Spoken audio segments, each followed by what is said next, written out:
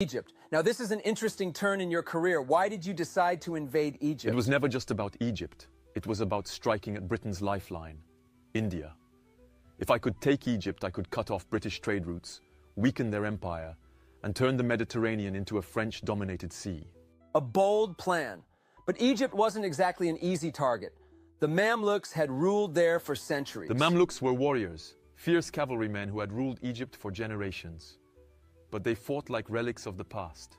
Swords, spears, and chaotic cavalry charges against disciplined musket fire and artillery. The result was inevitable. This brings us to the Battle of the Pyramids, one of your most famous victories. Walk me through it.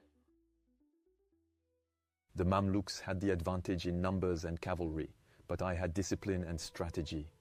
I arranged my men into large hollow square formations with bayonets and cannons on all sides. The Mamluk cavalry charged, thousands of them, but they crashed against our walls of fire. We did not break. We stood firm, and within hours we had destroyed their army. And just like that, Egypt was yours. Not quite. Cairo fell, but my fleet, my escape route, was still vulnerable. And that's when disaster struck.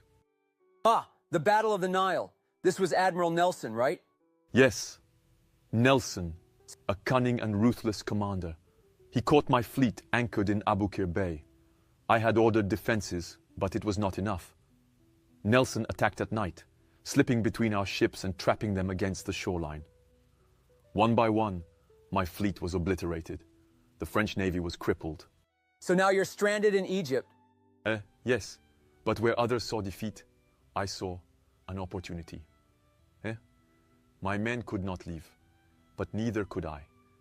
So I turned my attention to science, archaeology, and history. It was in Egypt that we discovered the Rosetta Stone.